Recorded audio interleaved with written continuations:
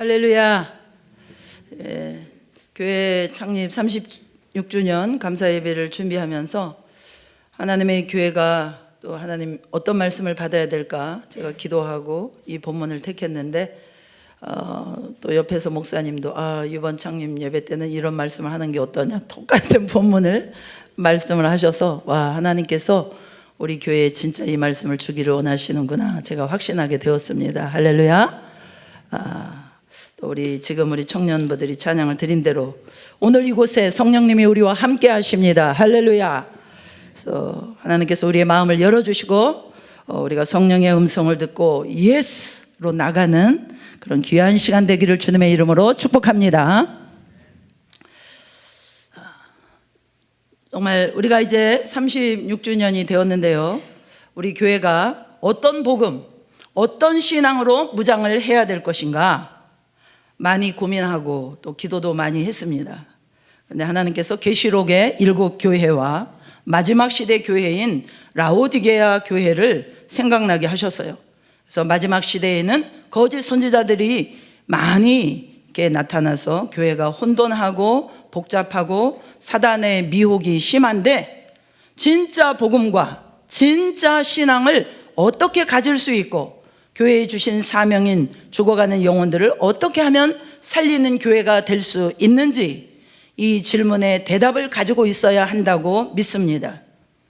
이 질문에 대답을 하려면 마지막 시대 교회들이 어떤 교회인지 정확하게 알아야 되고, 내가 이 교회에서 무엇을 기대할 수 있는지 보아야 합니다. 예수님은 계시록에서 예수님이 초림하시고 재림 때까지 7교회로 나누어서 각 시대마다 무엇이 진짜 신앙이고 무엇이 가짜 신앙인지 분명하게 말씀을 해 놓으셨습니다.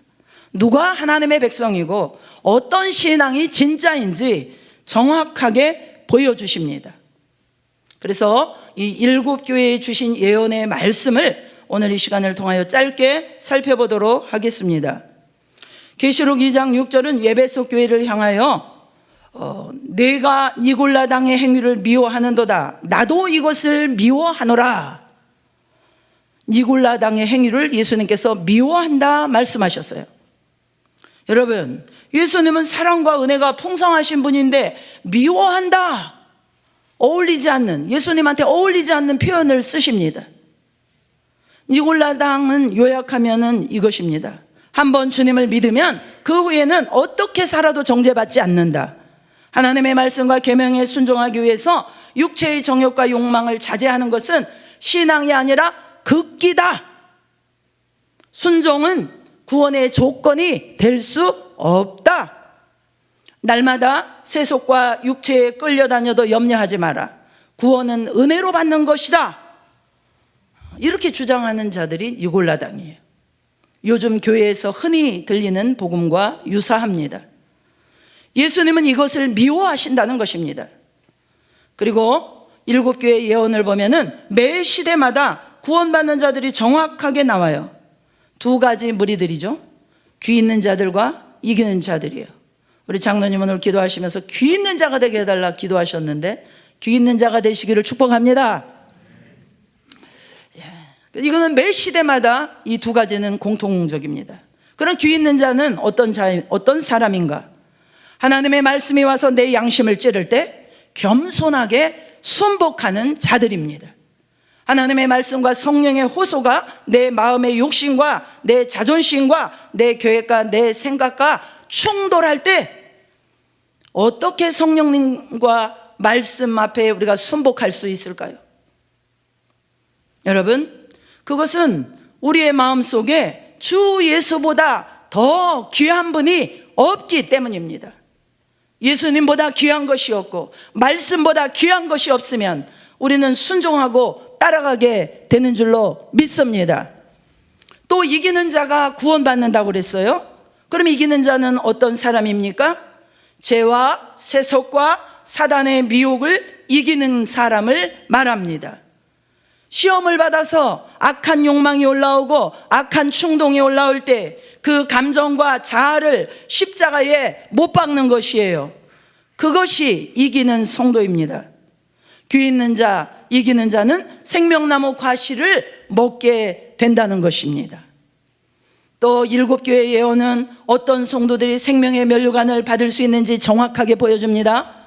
2장 10절에 너는 장차 받을 고난을 두려워하지 말라. 볼지어다 마귀가 장차 너희 가운데서 몇 사람을 옥에 던져 시험을 받게 하리니 너희가 10일 동안 환난을 받으리라. 내가 죽도록 충성하라. 그리하면 내가 생명의 관을 내게 주리라. 지금 이 시대는 어떻습니까, 여러분? 아무에게나 구원을 약속해 줍니다. 세상을 사랑하고 주님께 충성하지 않아도 마치 구원받을 수 있는 것처럼 자꾸 가능성을 보여줍니다.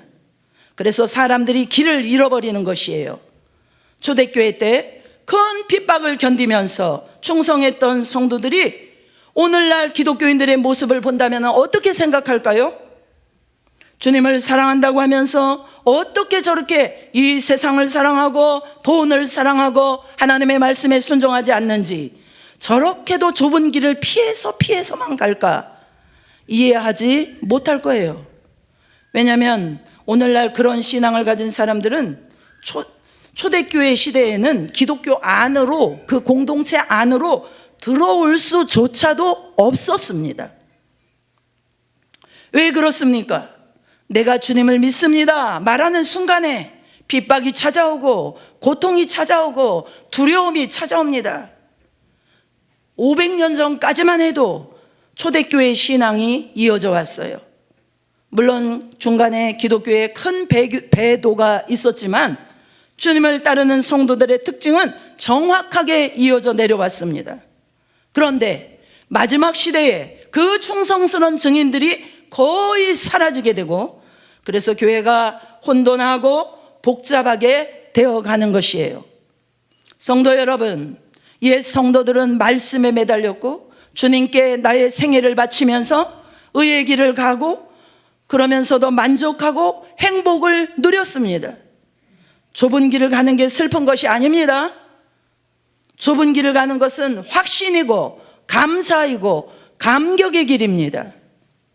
초대교회부터 1600년 중세시대까지 말씀대로 살고자 하는 성도들은 죽음을 각오했어요. 자기 목숨까지 미워하지 않으면 능히 나의 제자가 되지 못한다고 말씀하신 그 예수님의 그 말씀에 그대로 순종하는 사람들이었습니다. 초대교회만이 아닙니다. 중세교회에도 계속 어려운 환경이었어요. 종교개혁이 일어났을 때도 그 상황은 계속 이어졌습니다. 나는 루터의 말씀을 받습니다. 나는 종교개혁에 가담합니다. 나는 성경 그대로 믿겠습니다. 그렇게 고백하는 순간 목숨을 내놓아야 되었습니다. 그것이 종교개혁의 시작입니다. 종교개혁운동과 개신교 신앙을 받아들이고 결정한 사람들은 많은 피를 흘리게 된 것입니다. 여러분, 우리가 지금 당연하게 생각하는 말씀과 교리들, 그 말씀이 세워지기까지 수많은 성도들이 피를 흘렸어요. 아무런 가치도 없고 당연하게 생각하는 그런 어떤 말씀들과 교리들이 엄청난 희생을 치룬 것입니다. 이것이 중세기 1000년의 어둠 속에서 나온 성도들의 신앙이었어요. 영국에 메리 1세 여왕이 있었습니다. 이 여왕은 정말 많은 사람을 죽였어요. 그래서 역사가들은 그를 블러드 메리라고 부릅니다. 피에 젖은 메리 여왕, 그런 뜻입니다. 메리 1세는 개신교 신앙을 받는 사람들을 수없이 체포했고 대부분 공개 처형하고 300명 이상을 화형대에서 불태워 죽였고 수천 명을 지하 감옥에서 굶겨 죽였습니다. 메리 여왕 시대에 살았다면 우리는 어떤 신앙을 표현할까요? 어떤 신앙을 고백하면서 살았을까요? 이것이 우리 신앙의 본질이라는 것입니다. 성도 여러분, 교회는 그냥 세워지는 것이 아닙니다. 하나님의 교회가 세워지기 위해서는 하나님의 크신 역사하심과 성령님께서 많은 사람들의 마음을 감동시키고 많은 사람들의 수고와 희생과 노고가 있었던 것입니다. 그래야 교회가 세워지는 줄로 믿습니다. 안타깝게도 오늘날은 개신교가 깊은 어둠 속으로 빠졌습니다. 500년 전 순교했던 신앙은 다 사라졌어요. 중세기 8천만 성도들이 순교하며 지켰던 신앙 다 사라졌습니다. 사탄은 포기하지 않냐고 계속해서 들어오는 것입니다. 자, 그러면 마지막 시대의 교회인 라오디게아 교회를 살펴보겠습니다. 라오디게아 교회는 1884년부터 주의 재림까지 마지막 시대 교회입니다. 라오디게아 교회라는 이름의 뜻은 백성을 심판하심. 우리 다 같이 한번 해보실까요? 백성을 심판하심. 이 이름이 의미하는 것처럼 예수님이 재림하시기 전에 하늘 지성소에서 심판이 이루어지는 교회입니다. 라오디게아 교회를 보살피시는 하나님의 모습은 창조의 근본이시니로 나옵니다. 라오디게아 교회를 살피는 당신 자신의 모습을 창조의 근본이시니 이렇게 묘사했어요. 여러분, 중세기 암흑시대에도 창조가 흔들리지는 않았습니다. 그러나 마지막 교회로 들어오면서 하나님의 창조가 무시되고 놀림거리가 되었습니다. 말세가 시작되면서 이 세상에는 무신론 세력이 급격하게 올라왔어요.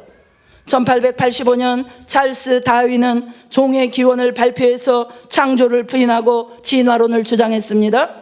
사탄은 진화론을 퍼뜨리면서 큰 재미를 보았습니다. 진화론을 믿는 현대인들은 실험실 안에서 하나님을 증명하려고 했지만 하나님은 인간의 실험실 안에서 증명될 수 있는 분이 아닙니다. 하나님은 훨씬 높은 곳에 있는 하나님의 예언의 말씀을 통해서 하나님의 존재를 확인할 수 있는 것이에요. 마지막 때는 무신론이 인본주의나 휴머니즘이라는 아주 그럴듯한 이름으로 교회 안에 깊숙이 들어와 있습니다. 인본주의가 무엇입니까? 모든 것 중심에 인간이 있다는 사상입니다. 하나님보다 인간이 먼저입니다. 참으로 두려운 사실은 라오디게아 교회에 대해서 예수님의 칭찬이 단 한마디도 없다는 것입니다.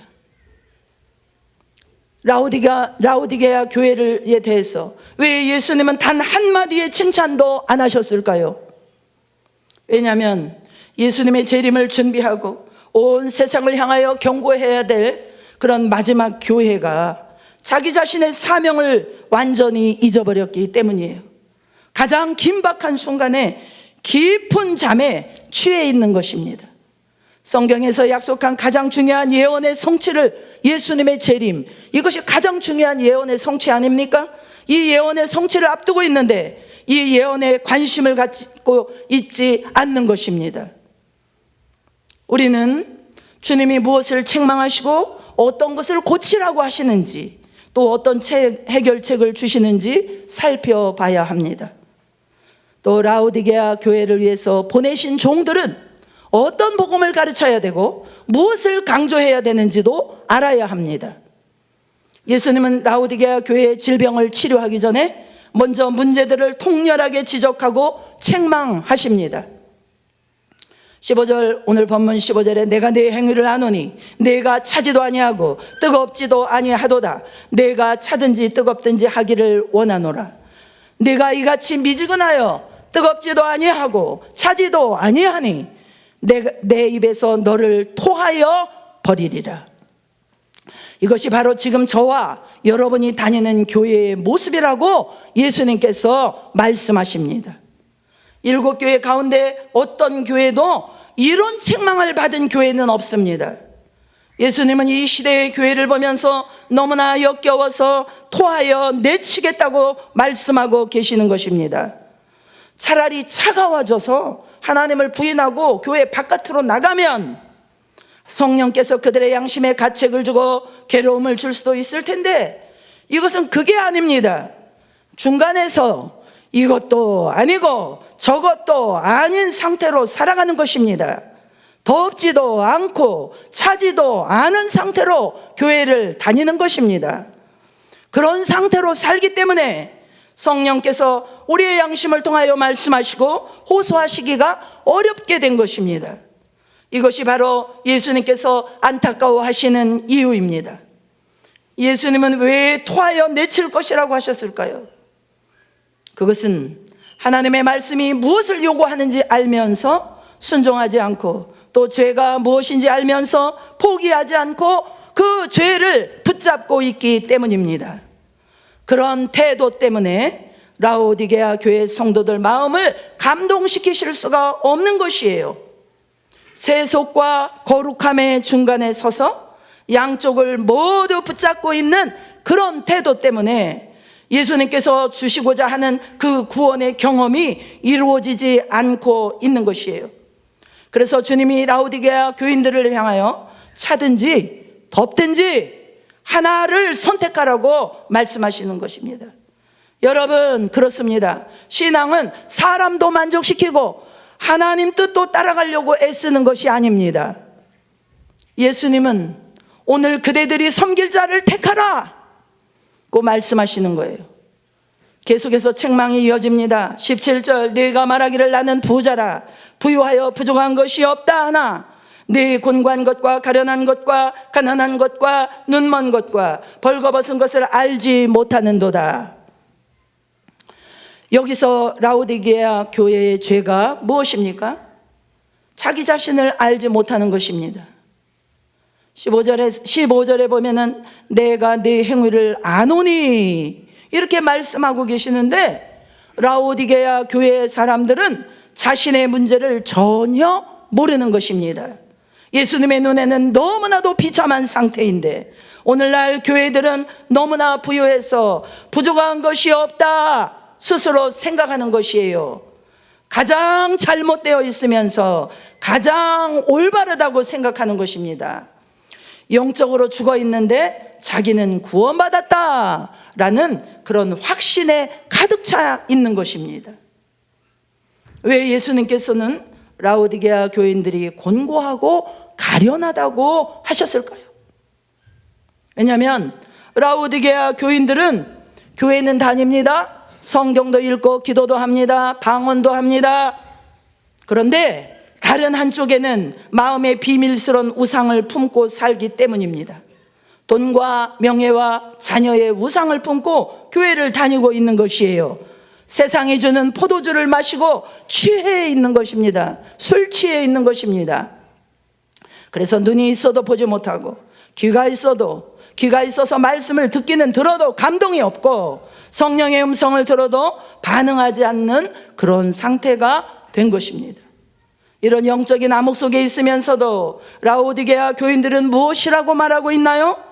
나는 부자다. 나는 부족한 것이 없다.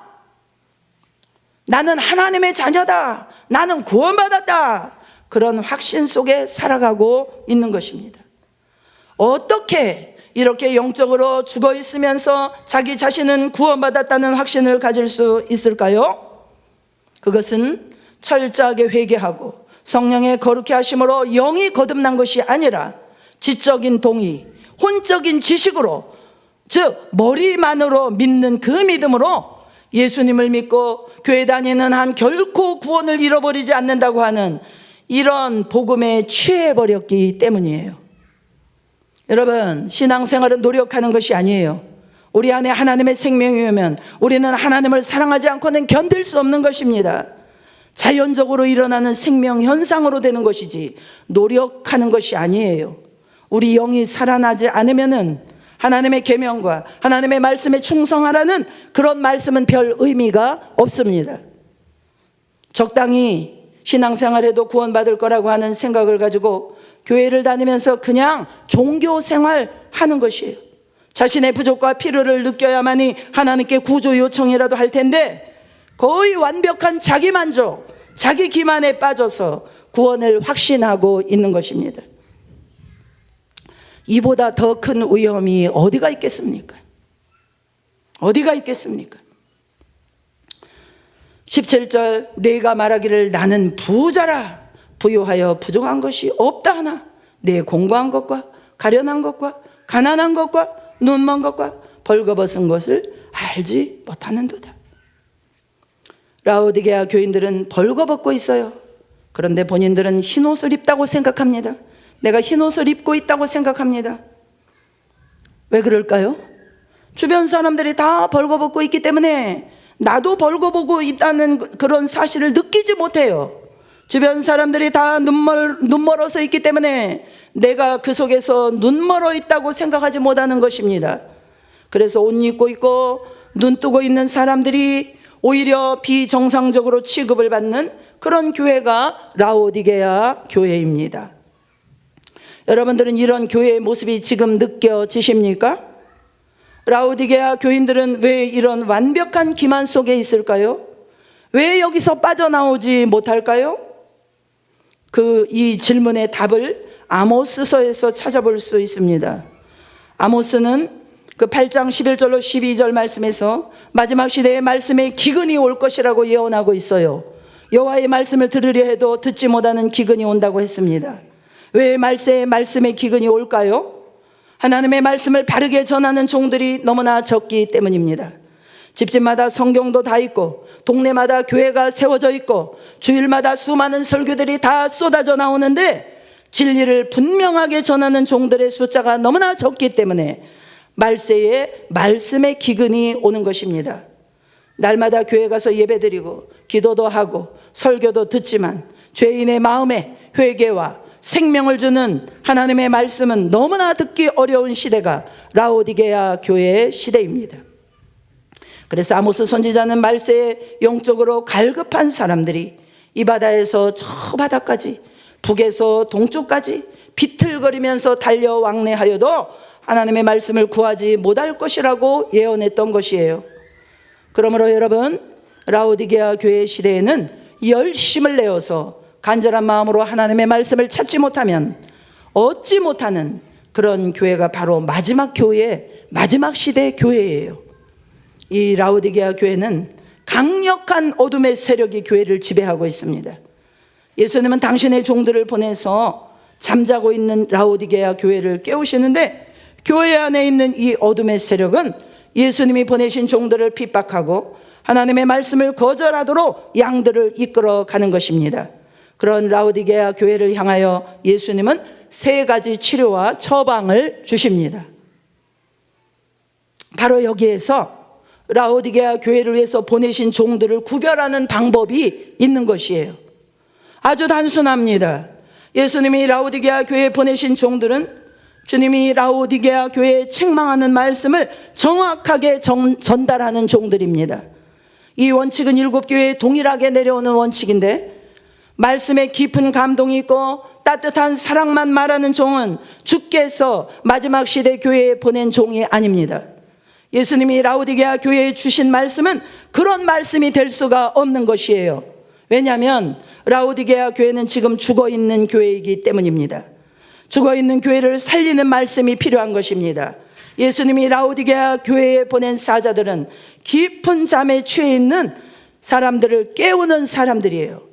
주께서 보내신 종들은 라오디게아 교회의 문제를 지적할 뿐 아니라 주님이 주신 치료 방법을 함께 가르치는 그런 사람들입니다. 단지 문제만 지적하는 것이 아니라 치료 방법을 함께 전달해 줘야 돼요. 해결책을 제시해 줘야 돼요. 그래서 주의 종들은 라오디게아 교회를 살리고 회복시키기 위해서 자신의 생애를 바치는 사람들입니다. 자, 그들이 그렇게 예수님의 책망과 치료 방법을 분명하게 제시할 수 있는 이유가 무엇일까요? 그것은 그들 자신이 먼저 예수님께 나아가 치료를 받고 회복한 경험이 있기 때문입니다. 그들이 전하는 말씀 때문에 라오디게아 교회에 있는 귀 있는 자들이 고침을 받게 될 것입니다. 참담한 마지막 시대의 교회 속에서 예수님이 인도하시는 하나님의 백성이 만들어지는 3가지 치료 방법, 그것을 살펴보겠어요. 18절 말씀에서 불로 연단한 금을 사고 흰옷을 사서 입고 안약을 사서 눈에 바르라는 것입니다. 이 3가지는요, 예수님께 가야만 모두 살 수가 있어요. 예수님은 라오디게아 교인들 각 개인을 찾아다니면서 예수님의 처방을 사라고 호소하고 계십니다. 여러분, 각 시대마다 예수님의 말씀을 받은 사람은 구원을 받은 것처럼 라오디게아 교인들도 지금 예수님이 주시는 처방을 받아들이는 태도에 따라서 태도에 따라서 영원한 운명이 결정될 것입니다. 그러므로 우리는 예수님이 주시는 세 가지 처방을 반드시 받아들여야 되고 이것이 무엇인지 알아야 되는 것입니다. 첫째 처방은 불로 연단한 금을 사는 것이에요. 그냥 금이 아니에요. 불로 연단한 금. 불로 연단한 금이 무엇입니까? 베드로전서 1장 7절 말씀에 시험과 고난을 통해서 단련되고 순결해진 믿음, 이것이 불로 연단한 금이다라는 것이에요. 욥기서 23장 10절의 말씀도 있죠. 고난과 시련을 통과하면서 불순물이 제거되고 믿음이 정금처럼 순수해지는 경험. 말씀에 상관없이 내 멋대로 사는 사람은 전혀 가질 수 없는 경험입니다. 말씀에 충성한 사람만이 가질 수 있는 경험입니다. 하나님의 말씀을 충성하며 나아갈 때 사단이 주는 그런 시험과 고난을 통과하면서 쓰레기 같은 불순물들이 떨어져 나가고 정결케 되는 경험, 그것이 불로 연단한 금입니다. 예수님은 불로 연단한 금을 어디 가서 주워오라고 안 했어요. 사라고 했어요. 사라. 무엇입니까? 여러분, 믿음은 회개한 자에 거저 주시는 하나님의 선물이지만 그것은 저절로 얻어지는 것은 아닙니다. 우리는 타락한 세상에 살기 때문에 고난과 희생이라는 대가를 치르지 않고는 통과할 수 없는 그런 고난에 부딪히게 됩니다. 그러나 그 고난을 통과하면 우리의 성품과 우리의 신앙 속에 섞여있던 불순물들이 타서 없어지는 큰 축복을 받게 되는 것입니다. 두 번째 치료제는 흰옷입니다. 예수님께서 흰옷을 치료제로 주신 이유가 무엇입니까? 라오디게아 교인들이 다 벌거벗고 있기 때문입니다. 예수님께서 사대 교인들은 더러운 옷을 입고 있다고 하셨는데 이 라오디게아 교인들은 아예 벌거벗고 있다고 지금 말씀하시는 거예요. 여러분, 흰옷을 입지 않으면은 아주 참담한 형편 가운데 들어갑니다. 계시록 19장 8절 말씀, 계시록 19장 8절 말씀 우리 함께 읽겠어요. 시작. 그에게 빛나고 깨끗한 세마포 옷을 입도록 허락하셨으니 이 세마포 옷은 성도들의 옳은 행실이로다 하더라. 흰옷, 세마포 옷, 이것은 그리스도의 의를 상징하는데 선생님의 의는 성도들의 삶에서 나타내야 될 옳은 행실이라는 것입니다. 인간의 의와 인간의 어떤 선행도 하나님의 의를 얻기 위한 공로는 될 수 없어요. 그것은 당연한 진리입니다. 구원은 오직 주님이 베풀어 주시는 은혜를 통해서만 가능해요. 그러나 그리스도께 말할 수 없는 은혜를 받은 성도들의 심령 속에는 용서와 구원에 대한 감사와 감격이 있고 하나님께 충성하고자 하는 소원이 생깁니다. 그래서 남은 생에는 주님만을 위해서 거룩한 헌신을 드리게 되는 것입니다. 이런 헌신을 드리는 심령은 반드시 옳은 행실, 즉 믿음의 열매가 인격과 삶에 나타난다는 것이에요. 그러나 현대 교회는 어떤가요? 믿기만 하면 구원받습니다. 믿으십시오. 예수 믿으세요.